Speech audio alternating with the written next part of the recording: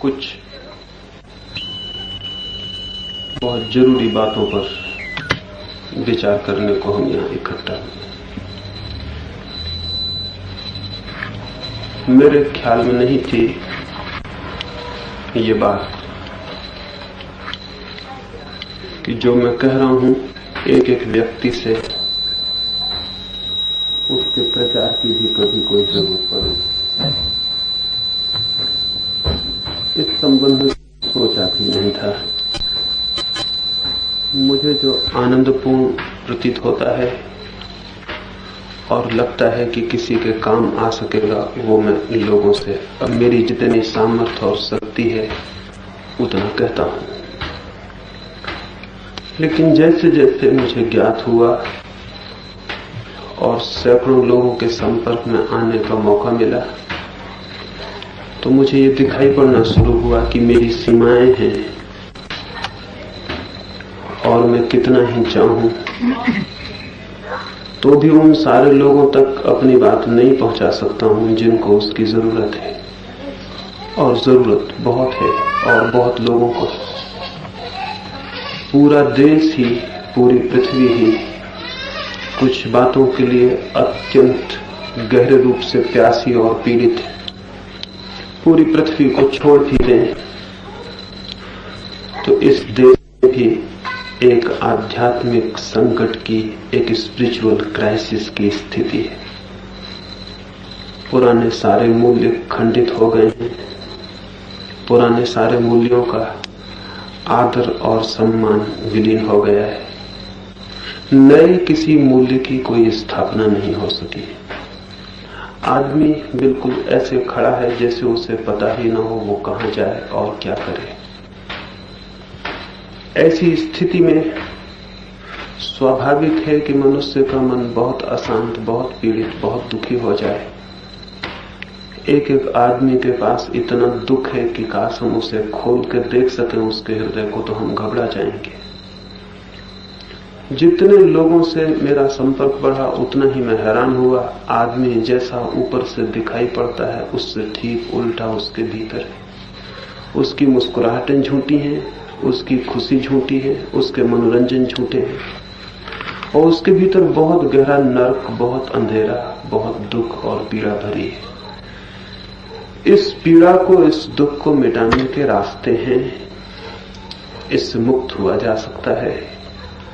आदमी का जीवन एक स्वर्ग की शांति का और संगीत का जीवन बन सकता है। और जब से मुझे ऐसा लगना शुरू हुआ तो ऐसा प्रतीत हुआ कि जो बात मनुष्य के जीवन को शांति की दिशा में ले जा सकती है, अगर उसे हम उन लोगों तक नहीं पहुंचा देते जिन्हें उसकी जरूरत है, तो हम एक तरह के अपराधी हैं। हम भी जाने अनजाने कोई पाप कर रहे हैं।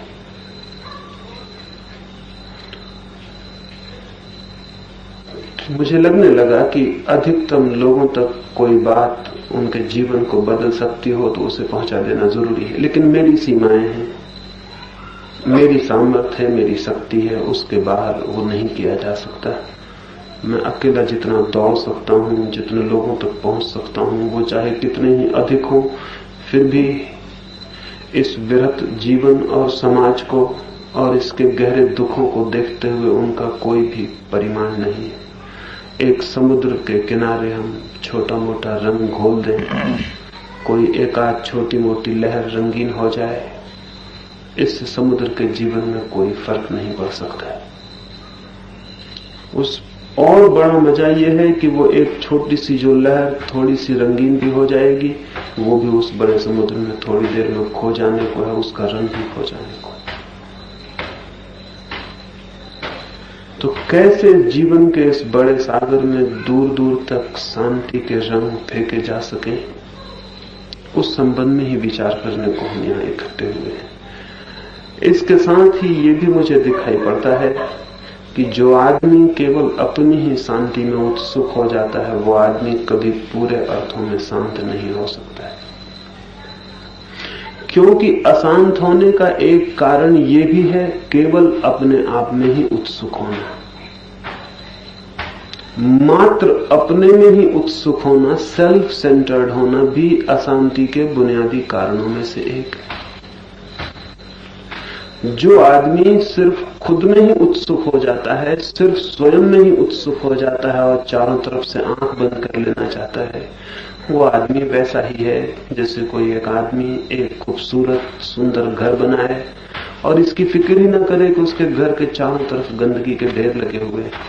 वो अपने घर में एक बगिया लगा ले और इसकी फिक्र ही न करे कि चारों तरफ दुर्गंध इकट्ठी हो गई।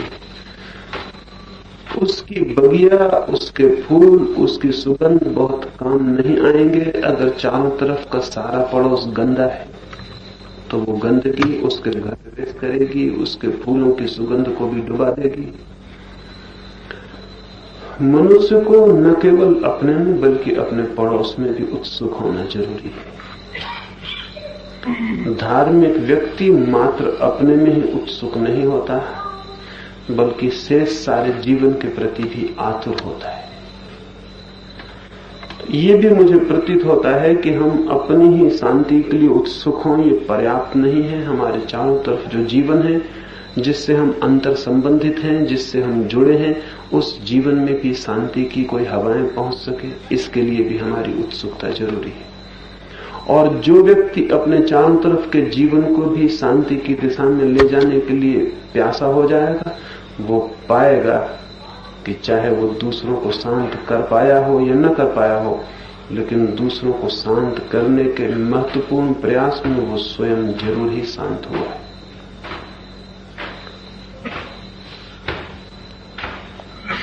बुद्ध के जीवन में उल्लेख है, शायद काल्पनिक ही कथा होगी लेकिन बहुत मधुर है। बुद्ध का निर्वाण हुआ, वे मोक्ष के द्वार पर पहुंच गए। द्वारपाल ने द्वार खोल दिए, लेकिन बुद्ध पीठ करके द्वार की तरफ खड़े हो गए। द्वारपाल ने पूछा, आप पीठ करते हैं मोक्ष की तरफ? बुद्ध ने कहा, मेरे पीछे बहुत लोग हैं, जब तक वे भी मोक्ष में प्रविष्ट नहीं हो जाते तब तक मैं अकेला मोक्ष में प्रविष्ट हो जाऊं।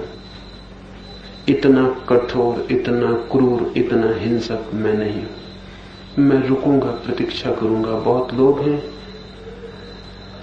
मेरा शांत मन तो यही कहता है कि मैं अंतिम आदमी ही होऊंगा मोक्ष में प्रवेश करने वाला, पहले सारे लोग प्रविष्ट हो जाएं। बड़ी मीठी कथा है। वो कथा कहती है बुद्ध अब भी मोक्ष के द्वार पर ही रुके हैं ताकि सारे लोग मोक्ष में प्रविष्ट हो जाएं। वे अंतिम ही प्रविष्ट होना चाहते हैं। जिस हृदय में ऐसा भाव उठा हो उसे मोक्ष उपलब्धि हो गया, उसे किसी मोक्ष में प्रविष्ट होने की कोई जरूरत नहीं। उसके लिए सब मोक्ष फीके हो गए, वो मोक्ष में पहुंच ही गया जिसके हृदय में ऐसा करुणा का भाव उठा।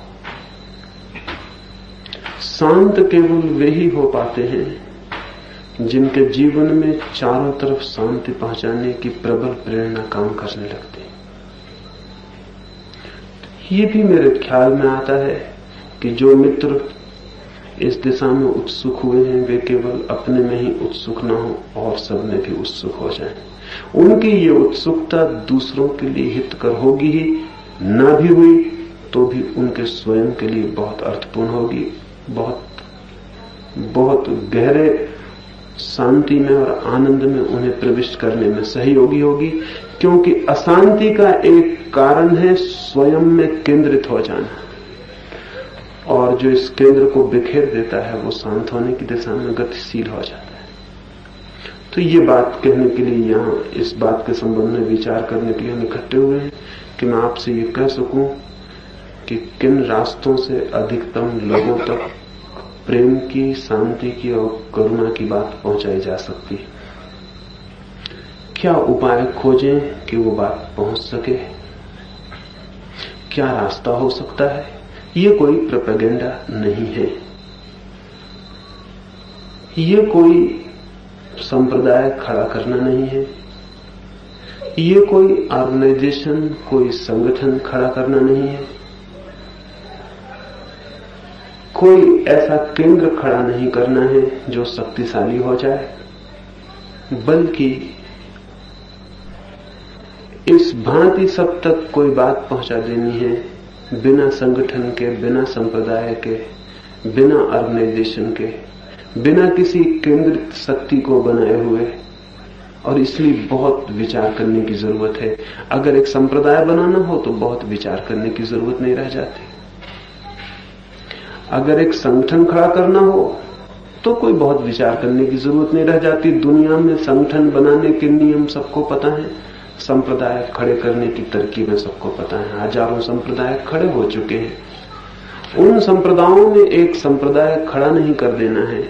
इसलिए बहुत विचार करने की जरूरत है कि संप्रदाय भी खड़ा न हो, कोई संगठन भी खड़ा न हो, और जो बात हमें प्रीतिकर लगे, आनंदपूर्ण लगे, उस बात को हम सब तक पहुंचा भी सके। प्रोपेगेंडिस्ट भी हम न हो और प्रचार भी हम कर सके। इसलिए बहुत डेलिकेट, बहुत महीन और बहुत सूक्ष्मता से विचार करने की जरूरत है। खाई और कुएं के बीच चलने जैसा है। एक तो यह है कि हम कोई प्रचार ही ना करें क्योंकि खतरा है संप्रदाय ना बन जाए।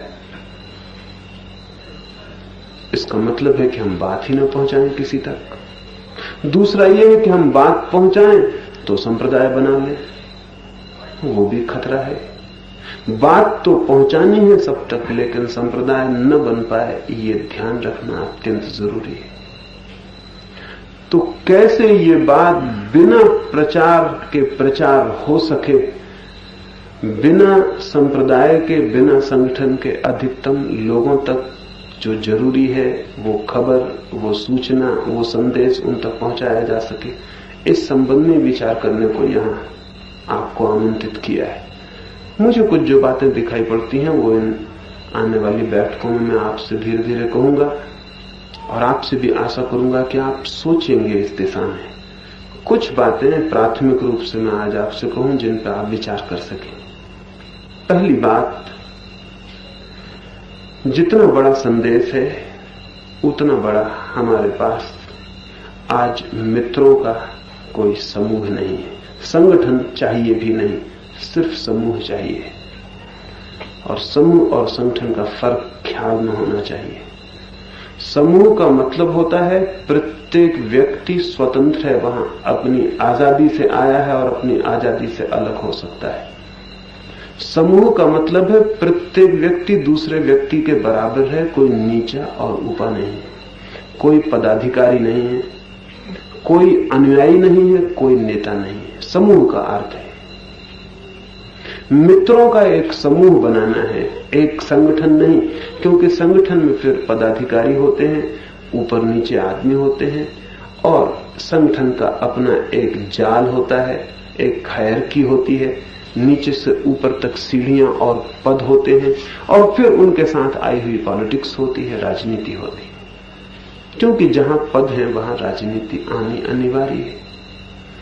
जो पदों पर होते हैं वो भयभीत हो जाते हैं कि उन्हें कोई पदों से अलग ना कर दे। जो पद पर नहीं होते वो उत्सुक होते हैं कि हम पद पर कैसे पहुंच जाएं। तो एक अपना उपद्रव है संगठन का। हमें एक मित्रों का समूह बनाना है, कोई संगठन नहीं बनाना है। समूह में प्रत्येक व्यक्ति बराबर है, समान मूल्य का है। कोई पदाधिकारी नहीं है, कोई आदृत नहीं है, कोई नीचा नहीं है, कोई ऊंचा नहीं है, और प्रत्येक व्यक्ति सिर्फ अपने प्रेम के कारण वहां आया है। प्रेम के अतिरिक्त उसके ऊपर न कोई आदेश है जिन्हें उसे मानना है, न कोई प्रतिज्ञाएं हैं जिन्हें उसे पूरी करना है, न कोई व्रत नियम है जिनके अंतर्गत उसे बंधना है।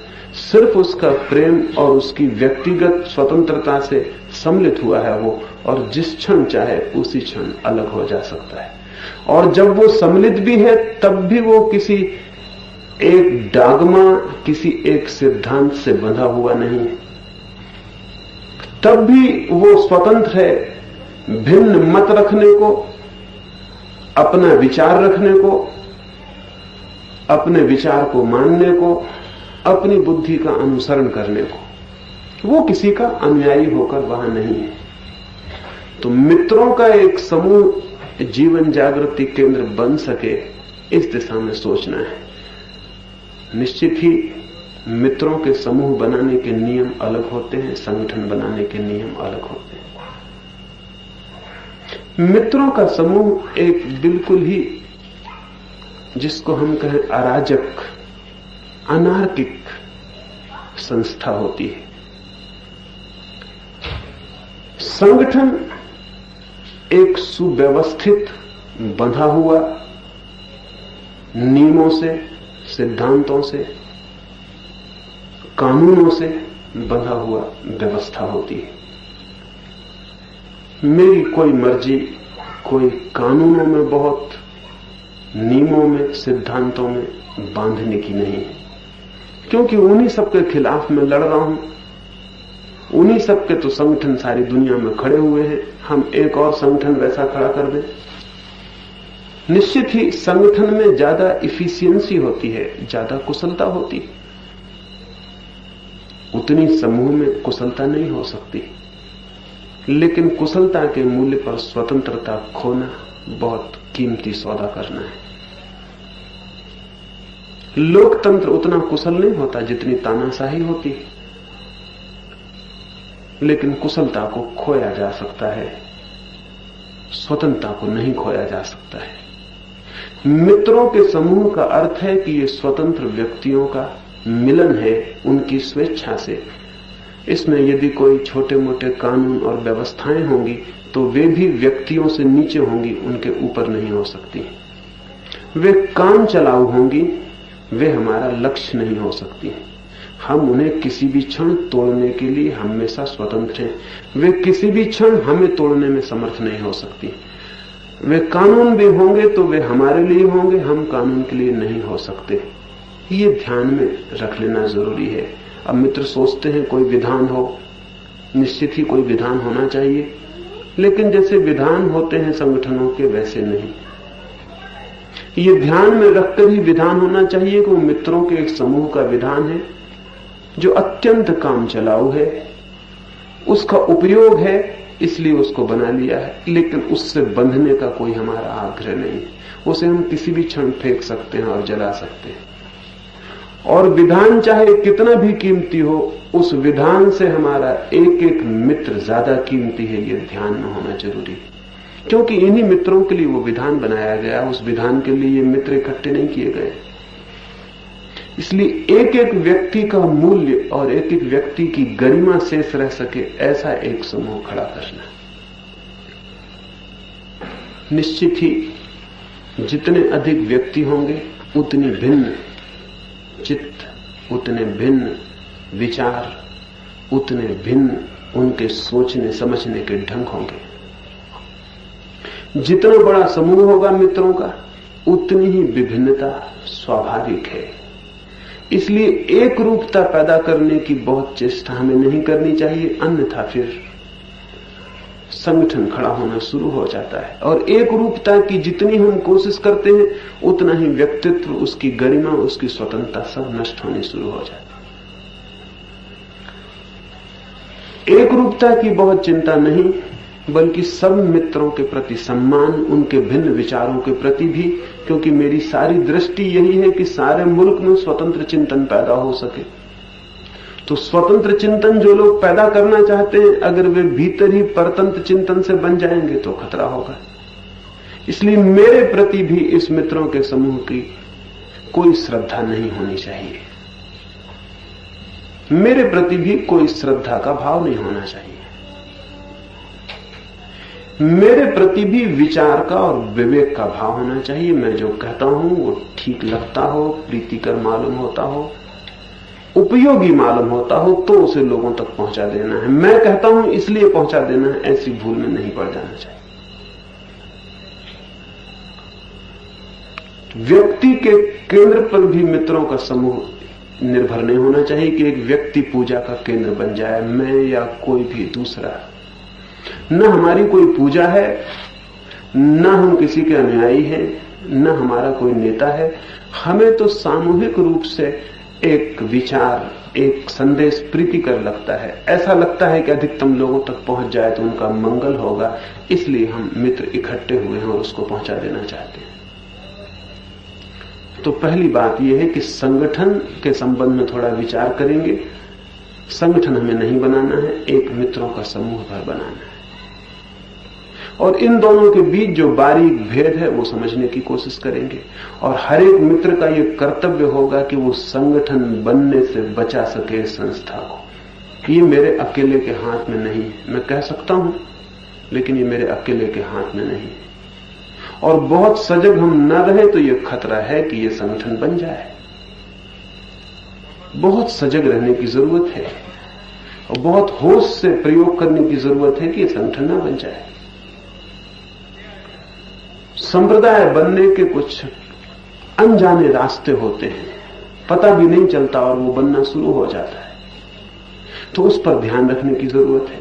और पूर्व से हम सचेत रहे तो शायद हम वैसी व्यवस्था कर सकें कि वो न बन पाए। एक तो ये विकल्प है। दूसरा विकल्प ये है कि इस बात से अगर हम डर जाएं कि संगठन न बन जाए, संप्रदाय न बन जाए, इसलिए कुछ करना ही नहीं, तो दूसरा खतरा शुरू हो जाता है। फिर कुछ करना नहीं है तो जो बात पहुंचानी है उसे पहुंचाना असंभव है। तब फिर वो मेरे अकेले कंधों पर रह जाती बात कि मैं जितना दौड़ सकूं उतना लोगों तक पहुंचा दूं। वो मैं करता रहूंगा, उससे कोई फर्क नहीं पड़ता है। लेकिन वही बात बहुत लोगों तक पहुंच सकती है। जितने अधिक मित्रों का सहयोग होगा उतने दूर तक पहुंच सकती है, उतनी सरलता से पहुंच सकती है। और आज इतनी सुविधाएं उपलब्ध की हैं विज्ञान ने, समाज की प्रगति ने, कि हम ना समझ होंगे कि उनका उपयोग न कर सके। हम गलती में होंगे अगर उनका उपयोग न कर सके। अब जैसे मैं यहां बोल रहा हूं, माइक हम ना लगाएं तो भी काम चलेगा। मैं बोलूंगा तो भी शायद आप तक बात पहुंचेगी, लेकिन शायद इतने ठीक से नहीं पहुंच पाएगी। अभी थोड़े हैं तो पहुंच भी जाए, ज्यादा भीड़ होगी तो नहीं पहुंच पाएगी। माइक का हम उपयोग कर रहे हैं तो वो दूर तक पहुंच रही है। आज तो इतने साधन उपलब्ध हुए हैं कि उन सबका उपयोग किया जाए तो एक व्यक्ति जीवन में उतना काम कर सकता है जितना बुद्ध या महावीर 25 जीवन में भी करना चाहते तो नहीं कर सकते थे। बुद्ध और महावीर की मजबूरी थी, जो उनके पास उपलब्ध थे साधन, उनका उपयोग करके जितना उन्होंने श्रम किया वो बहुत है। लेकिन अगर वैसा ही श्रम आज के जमाने में किसी से करवाया जाए तो निपट नासमझी होगी। आज तो बहुत साधन सुलभ हैं, उन सबका उपयोग हो सकता है और एक आदमी जीवन में इतना काम कर सकता है जिसके लिए अगर वो 400 साल जिए और बिना साधन के मेहनत करे तो भी नहीं कर पाएगा। तो उन सारे साधनों का हम उपयोग कर सके, इसके लिए विचार करना जरूरी है। ये मेरे अकेले के बस की बात नहीं, उसके लिए बहुत मित्रों की जरूरत है, बहुत प्रकार के मित्रों की जरूरत है। कोई श्रम कर सकता है, कोई बुद्धि से विचार कर सकता है, कोई धन की व्यवस्था कर सकता है, कोई और तरह के जो जिसकी सूझ, जो जिसका व्यक्तित्व उस तरह से सहयोगी हो सकता है। यह भी ध्यान में रखना जरूरी है कि मित्रों का वर्ग जितना बड़ा हो उतना अच्छा है, क्योंकि उतने ही अधिक तरह के भिन्न तरह के लोग आएंगे और भिन्न तरह का अनुदान दान कर सकेंगे, भिन्न तरह की सेवाएं, भिन्न तरह का उनका सहयोग और काम को ज्यादा समृद्ध बना सकेंगे। अक्सर यह होता है कि मित्रों की सीमाएं तय हो जाती हैं। अपरिचित लोगों से एक भय होता है मन में, स्ट्रेंजर से थोड़ा भय होता है कि पता नहीं ये क्या गड़बड़ करेगा भीतर आने पर। तो आम तौर से ये हो जाता है कि 10-25 मित्र जब कहीं इकट्ठे हो जाते हैं तो वो एक घेरा बना लेते हैं, फिर नए लोगों को भीतर आने में उनको थोड़ा डर होने लगता है। ये डर होता है कि कहीं नया आदमी कोई गड़बड़ ना कर दे। ये डर तो स्वाभाविक है, ये कामना और भावना भी अच्छी है कि नया आदमी कोई गड़बड़ ना कर दे। लेकिन एक नए आदमी से 25 पुराने आदमियों का डरना बड़ी कमजोरी की बात है। सोचना यह चाहिए कि एक नए आदमी को हम 25 बदलने की कोशिश करेंगे या एक नया आदमी हम 25 को बदल देगा। और अगर हम 25 इतने कमजोर हैं कि एक नया आदमी बदल देगा तो बदल ही देना चाहिए, इसमें हर्ज भी क्या है, इसमें बुराई भी क्या है। हमेशा यह होता है कि जब भी कोई वर्ग इकट्ठे होने शुरू होते हैं तो एक दायरा बन जाता है, फिर उस दायरे के बाहर के आदमी और उनके बीच में एक फासला हो जाता है। अनजाने होता है, कोई जान के ये नहीं करता है, ये मन के स्वाभाविक नियम है। अगर आप किसी अजनबी गांव में चले जाएं और आपके साथ 2-4 मित्र वहां हों, तो शायद आप उस अजनबी गांव में मित्र ही नहीं बनाएंगे। वो 2-4 मित्र के घेरे में ही आप घेरे रह जाएंगे और उससे बाहर नहीं निकलेंगे। मजबूरी आ जाए कि आप अकेले पड़ जाएं तो बात दूसरी, शायद आपको मित्र बनाना पड़े, नहीं तो आप मित्र नहीं बनाएंगे। तो हर समूह सीमित होने की प्रवृत्ति से भरा रहता है। एक टेंडेंसी होती है कि वो सीमित हो जाता है, और सीमा में एक तरह की सुरक्षा, सिक्योरिटी मालूम होती। सब परिचित हैं, सब ठीक है, जो हमें पसंद है वो सबको पसंद है। कोई अजनबी आदमी भीतर आए, नई बातें कहे, कोई उपद्रव करे, इसका भय छोड़ देना चाहिए। अगर काम को व्यापक और विराट बनाना हो तो इस बात का भय छोड़ देना चाहिए। फिक्र इस बात की करनी चाहिए कि हम इतने अकोमोडेटिव हों, हमारा हृदय इतना विस्तीर्ण हो, बाहें हमारी इतनी दूर तक फैलती हों कि विपरीत से विपरीत व्यक्ति को भी हम धीरे धीरे समायुक्त कर लेंगे। छोड़ेंगे हम एक को भी नहीं, जो हमसे बिल्कुल भिन्न है उसको भी हम अपने भीतर जगह बना लेंगे, और उसकी उपयोगिता भी खोज लेंगे कि वो हमारे किस काम में आ सके।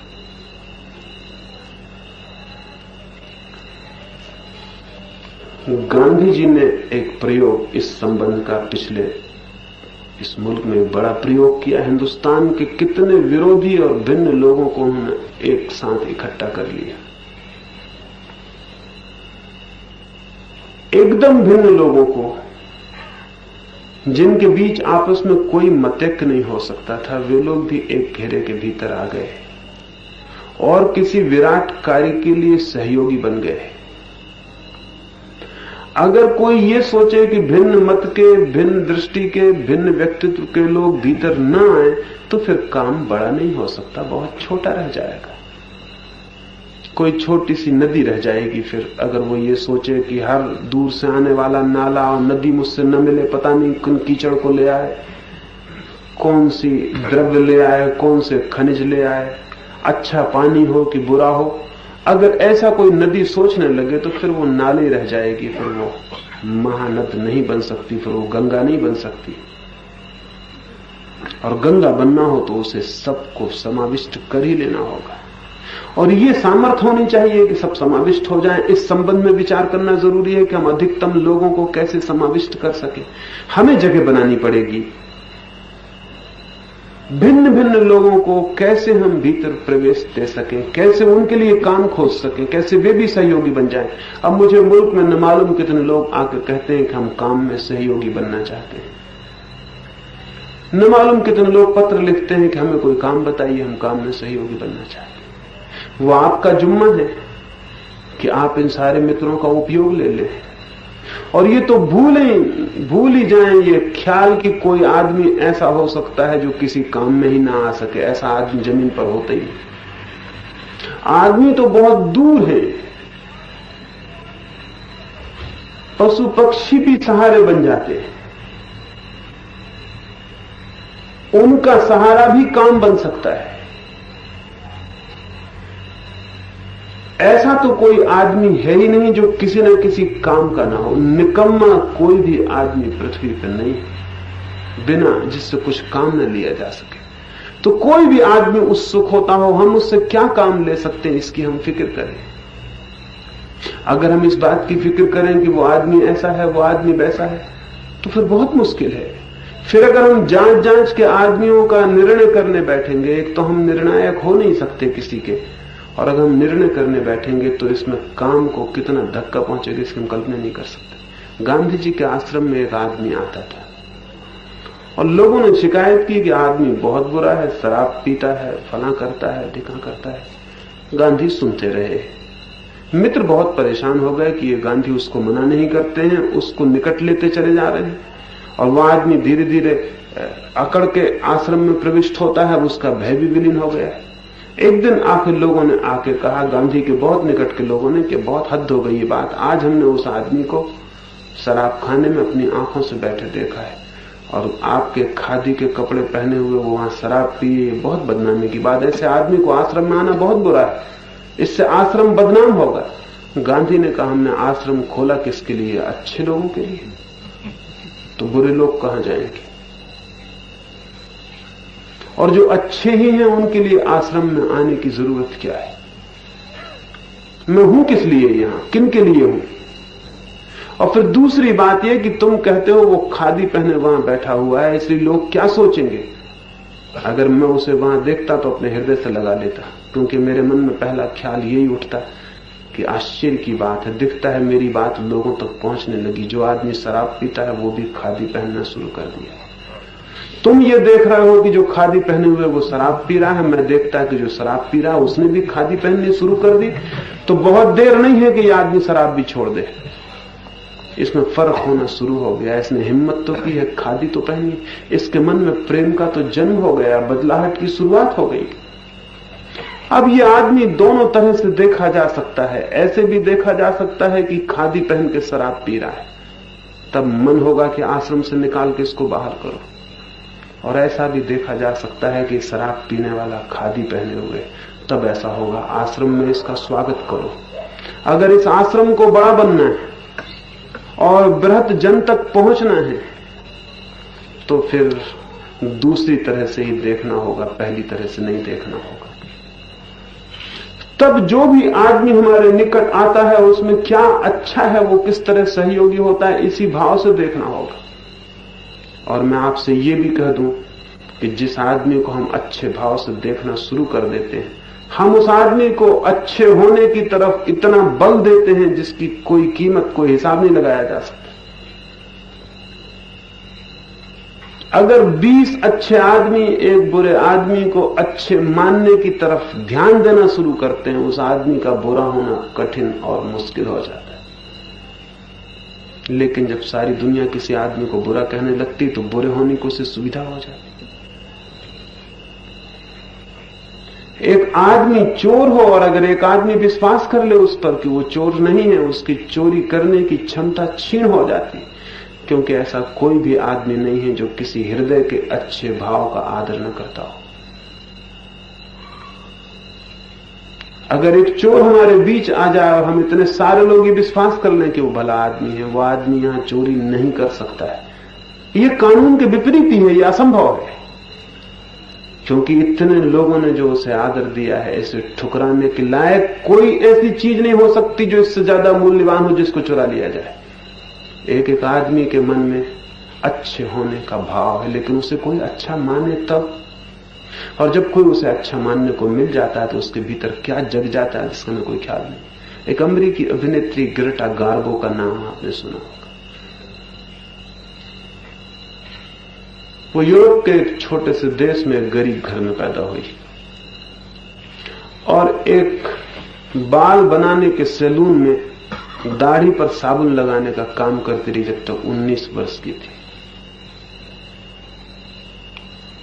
2 पैसे में दाढ़ी पर साबुन लगाने का काम नाई की दुकान में करती रही।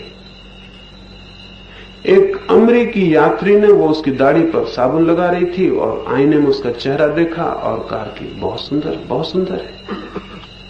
ग्रेटा ने उससे कहा, क्या कहते हैं आप? मुझे आज 6 वर्ष हो गए लोगों की दाढ़ी पर साबुन लगाते, किसी ने मुझसे कभी नहीं कहा कि मैं सुंदर हूं। आप कहते क्या मैं सुंदर हूं? उस अमेरिकन का बहुत सुंदर, मैंने बहुत कम इतनी सुंदर स्त्रियां देखी। ग्रेटा गार्बो ने अपनी आत्मकथा में लिखा है, मैं उसी दिन पहली दफा सुंदर हो गई। एक आदमी ने मुझे सुंदर कहा था, मुझे खुद भी ख्याल नहीं था। मैं उस दिन घर लौटी और आईने के सामने खड़ी हुई, मुझे पता लगा कि मैं दूसरी औरत हो गई। वो लड़की जो 19 साल की उम्र तक बाल केवल साबुन लगाने का काम करती रही थी, वो अमेरिका की बाद में श्रेष्ठतम अभिनेत्री साबित हुई। और उसने जो धन्यवाद दिया उसी अमेरिका को दिया जिसने उसे पहली दफा सुंदर कहा था। उसने कहा कि अगर उस आदमी ने उस दिन वो 2 शब्द न कहे होते तो शायद मैं जीवन भर वही साबुन लगाने का काम करती रहती। मुझे ख्याल ही नहीं था कि मैं सुंदर भी हूं। और हो सकता है उस आदमी ने बिल्कुल ही सहज कहा हो सकता है उस आदमी ने सिर्फ शिष्टाचार में कहा हो, और हो सकता है उस आदमी ने कुछ ख्याल ही ना कहा हो, सोचा भी ना हो कि मैं ये क्या कह रहा हूं, बिल्कुल कैजुअल रिमार्क रहा हो। और उसे पता भी ना हो कि मेरे एक शब्द ने एक स्त्री के भीतर सौंदर्य की प्रतिमा को जन्म दे दिया है। वो जाग गई, उसके भीतर जो चीज सोई थी। जिन लोगों से काम लेना हो, उनके भीतर जो सोया है उसे जगाना जरूरी है। इसलिए वे जो हैं इस पर ध्यान देने की कम जरूरत है, वे जो हो सकते हैं इस पर ध्यान देने की ज्यादा जरूरत है। अगर मित्रों से कोई बड़ा काम लेना हो, नहीं तो काम नहीं लिया जा सकता। अगर मैं कभी मित्रों को कहता हूं कि फला आदमी से काम लो, मुझे बता दिया जाता वो आदमी बुरा है, वो आदमी बेईमान है, या उस आदमी का भरोसा नहीं किया जा सकता। ये ठीक है कि आदमी बुरा है, आदमी बेईमान है। कौन आदमी बुरा नहीं, कौन आदमी बेईमान नहीं।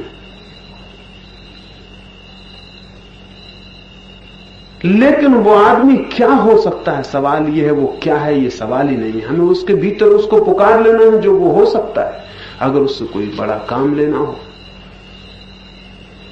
गांधी जी के आश्रम में कृपलानी भोजन बनाते रहे, रसोइये का काम करते रहे।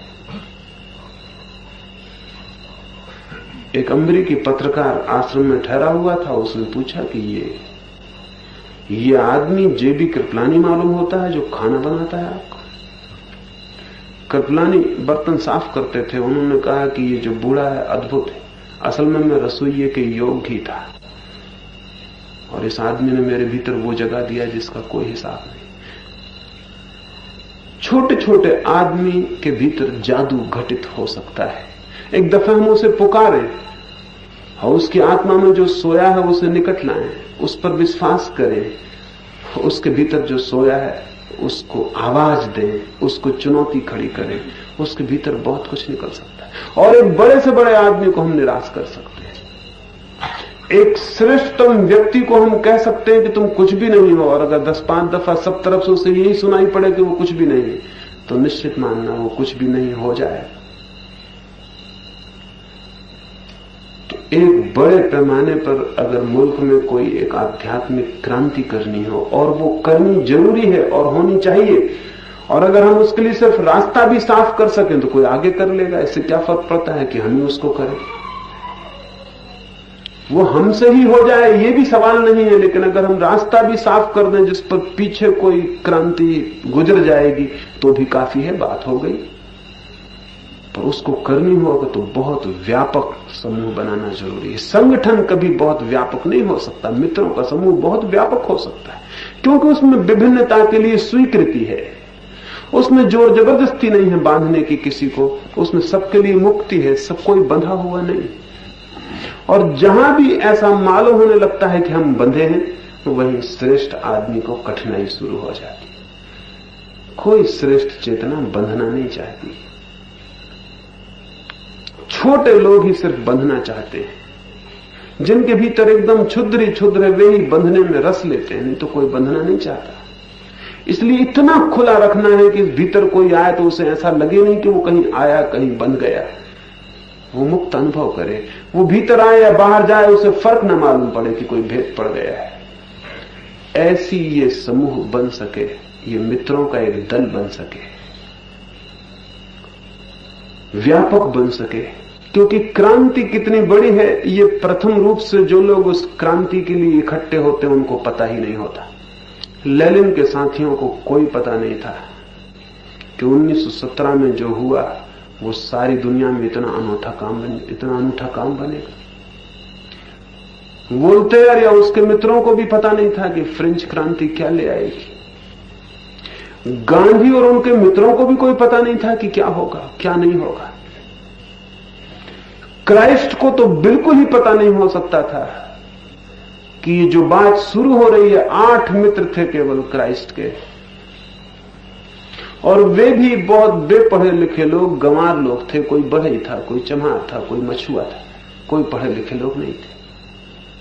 क्राइस्ट को तो कल्पना भी नहीं हो सकती थी कि इतनी बड़ी क्रांति फैलेगी कि एक दिन आधी पृथ्वी क्राइस्ट के संदेश के प्रति आदरपूर्ण हो जाए। इसकी कल्पना भी नहीं हो सकती थी। कौन से बीज कितने बड़े वृक्ष बन जाएंगे इसकी कोई कल्पना प्राथमिक रूप से बोने वालों को कभी नहीं होती। अगर उन्हें होती तो शायद काम कितना सुंदर हो जाता है इसका कभी हम ख्याल भी नहीं कर सकते। जैसा जैसा मैं मुल्क के अधिकतम लोगों से मिला हूं, ये एहसास होना शुरू हुआ है कि ये तो बहुत बड़ा वट वृक्ष बन सकता है। इस वृक्ष के नीचे हजारों लोगों को छाया मिल सकती है। ये तो इतना बड़ा झरना बन सकता है कि लाखों लोग उससे अपनी प्यास बुझा लें। लेकिन आज कोई ख्याल नहीं हो सकता उन मित्रों को जो प्राथमिक रूप से इकट्ठे हुए। अगर उनको ये ख्याल आ जाए तो शायद वे बहुत विचार के काम करना शुरू कर दें। अभी मैं एक वैज्ञानिक किताब पढ़ता था, वो रूस में कोई रास्ते बना रहे हैं, तो वे 100 साल बाद का विचार करते हैं कि 100 साल बाद इन रास्तों पर कितने लोग चलेंगे, उतना चौड़ा रास्ता बनाते हैं। 100 साल बाद कितने लोग निकलेंगे इस रास्ते पर से, उसके हिसाब से रास्ते की चौड़ाई बनाते हैं। एक हम भी हैं हमारे मुल्क में, हम भी रास्ता बनाते हैं। हम 2 साल बाद कितने निकलेंगे इसका भी ख्याल नहीं रखते। हर 2 साल बाद रास्ता तोड़ना पड़ता है कि फिर थोड़ा जोड़ो, फिर थोड़ा जोड़ो। हर 5 साल में हमको पता चलता है कि ट्रैफिक ज्यादा हो गया, रास्ता छोटा हो गया। हम अंधे लोग हैं क्या? हमको इतना अंदाज नहीं कि 5 साल बाद कितने लोग निकलेंगे इस रास्ते से। अद्भुत कौम है जो 100 साल बाद का विचार करते हैं कि 100 साल बाद कितने लोग होंगे इस गांव में, कितनी आबादी होगी, कितने बड़े रास्ते 100 साल बाद जरूरी होंगे। अभी से बना लेना उचित है। जो लोग इतना दूरगामी सोचते हैं उनके काम में एक सरलता और सहजता उत्पन्न होती है, बार बार की कठिनाइयां कम हो जाती। अभी तो मित्रों का समूह छोटा है, लेकिन 10 साल में ये इतना बड़ा हो सकता है जिसकी आप कोई कल्पना नहीं कर सकते। और उसको ध्यान में रख के कुछ काम करना है, उतना चौड़ा रास्ता बनाना है। अनजान अपरिचित लोग 10 साल बाद इस रास्ते पे चलेंगे। हो सकते हैं आप ना हो, मैं ना हो, कोई ना हो, इस रास्ते पे कोई चलेगा। तो उसको ध्यान में रख के अगर हम काम करते हैं, और हमें ध्यान रखना चाहिए कि हम बहुत मूल्य के नहीं हैं। मूल्य उस रास्ते का है जिस पर हम अपने जीवन को लगा देते हैं, और वो जो रास्ता बन जाता है, अगर वो बड़ा बन जाता है तो बहुत लोग उस पर चल सकते हैं। इन सारी बातों पर विस्तार में विचार करना जरूरी है। ये तो मैंने कुछ मुद्दे की बात कही कि इनके आसपास हम सोचेंगे इन दिनों में, और इन पर विस्तार में, डिटेल्स में, एक एक बात पर क्या किया जा सकता है, क्या नहीं किया जा सकता है, वो सब विचार कर लेना जरूरी है। विस्तार में मेरी समझ बहुत कम है, उसमें आपकी समझ मुझसे ज्यादा है।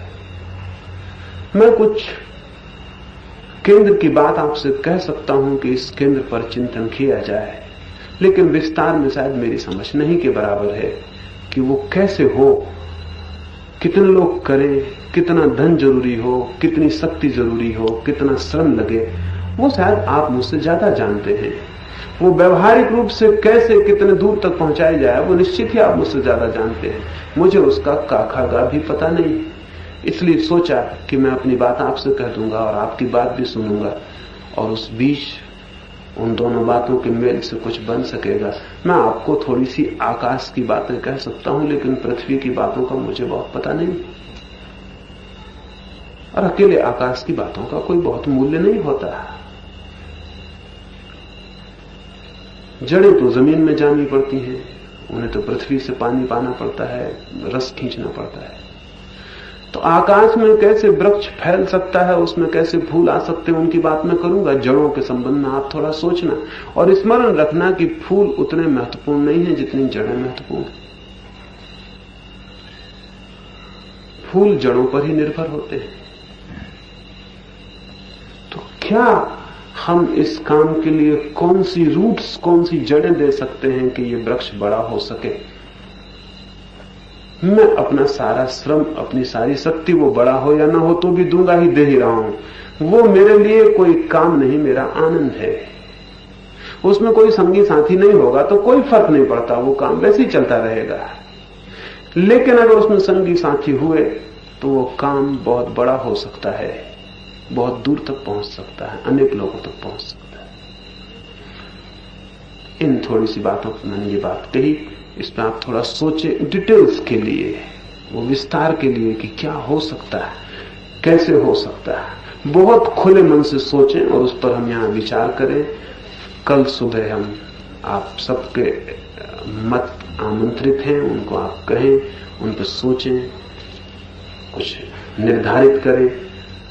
ये तो छोटा शिविर लिया है, फिर ख्याल ये है कि पूरे मुल्क के जो मेरे मित्र हैं जो इस काम में उत्सुक हुए उन सबका एक शिविर हो।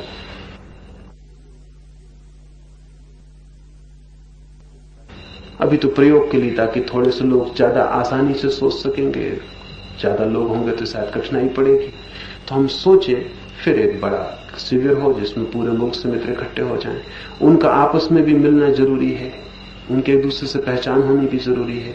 वे अपने अपनी जगह पर काम कर रहे हैं, उनके काम के लिए आपके सहयोग और सद्भावनाएं जरूरी है। वे वहां अकेले न मालूम पड़े, उन्हें ऐसा लगे कि और भी मित्र पूरे मुल्क में, वे कहीं अकेले नहीं खड़े हुए हैं, कोई साथी उनके हैं। जरूरत पड़ेगी तो वे साथ देंगे, सुझाव देंगे, वहां काम की जरूरत होगी तो वहां पहुंच के कुछ करेंगे। अभी राजकोट में मित्रों ने मुझसे कहा कि हम उन नगरों में जाके आपकी बात पहुंचाना चाहते हैं जहां आप अभी नहीं गए, और वहां भूमिका खड़ी करना चाहते हैं ताकि आप वहां जा सके। ये बात जरूरी हो गई। मैं एक नए नगर में जाता हूं, 10, 25, 100, 200, 1000, 500 लोग सुनते हैं। अगर वहां भूमिका बन सके पहले से तो वहां 10,000 लोग सुन सकते हैं, 50,000 लोग सुन सकते हैं। तो जगह जगह मित्र अलग अलग सुझाव देते हैं, उनके सुझाव महत्वपूर्ण हैं, उपयोग के हैं। वो सारे मित्र पीछे इकट्ठे हों और विचार कर सकें, उसके लिए भी हम इससे भूमिका बन जाएगी। तो अभी तो और ज्यादा नहीं कहूंगा, फिर विस्तार में कल सुबह से हम बात शुरू करेंगे। और आप यहां सुनने नहीं आए हैं, ये ध्यान में रहे। ये कोई मेरी चर्चाओं के लिए आयोजन नहीं है। ये मैंने जो इतनी बात भी की वो इसीलिए ताकि आप बोल सकें, ये मेरा बोलना नहीं है, ताकि आप विचार कर सकें और सामूहिक विचार से और सामूहिक चिंतन से कुछ निष्पत्तियां हम लें इन 2 दिनों में। इस तरफ ख्याल है ताकि हम कुछ निश्चित निष्कर्ष लेके चल सकें और उन पर कुछ काम हो सके।